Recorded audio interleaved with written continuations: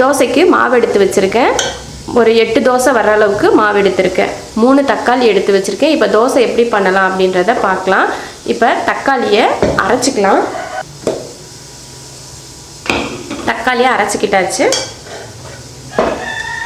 இப்போ இதை தோசை மாவில் தக்காளியை ஊற்றிடலாம். மாவு வந்து தண்ணி கலக்காமல் எடுத்து வச்சுக்கணும். தண்ணி கலந்தால் ரொம்ப தண்ணி ஆயிரும். ஏன்னா தக்காளி அரைக்கிறப்பையும் தண்ணியாக இருக்குமா, அதனால அதிகம் தண்ணி ஆயிரும். தண்ணி கலக்காமல் தான் மாவு எடுத்து வைக்கணும். இதில் 1/2 ஸ்பூன் மிளகாத்தூள், காரத்தை பொறுத்து நீங்கள் மிளகாத்தூள் சேர்த்துக்கலாம். நான் 1/4 ஸ்பூன் ஜீரகத்தூள், உப்பு தேவையான அளவுக்கு சேர்த்துக்கலாம். இப்போ இதை கலந்துடலாம். கலந்தாச்சு.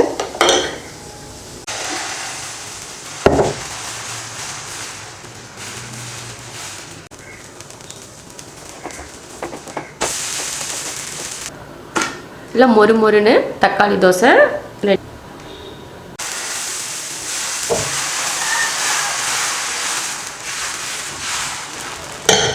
இது மேலே மல்லித்தலை,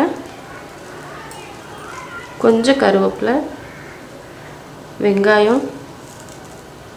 வெறுந்தோசை ஊற்றுறதுக்கும் இதுக்கும் கொஞ்சம் வித்தியாசம் இருக்கும். இது நல்லா வெங்காயம் வந்து தோசை சாப்பிட்றப்ப கடிச்சிக்கிறதுக்கு சூப்பராக இருக்கும். வேறு நெய்யோ இல்லைன்னா எண்ணெயோ ஏதோ ஊற்றிக்கோங்க.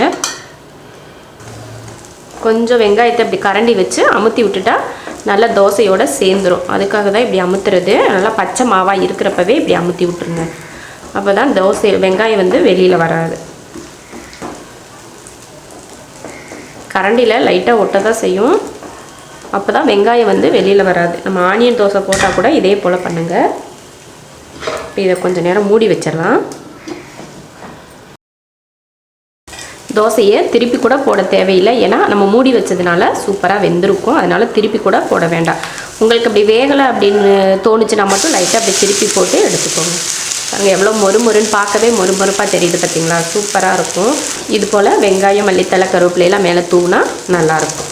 நம்ம டெய்லி செய்கிற தோசையிலேயே கூட மேலே 2 வெங்காயம், மல்லித்தலை, கருவேப்பிலை தூவிட்டு சாப்பிட்டிங்கனாலே அது ஒரு தனி டேஸ்ட்டாக இருக்கும்.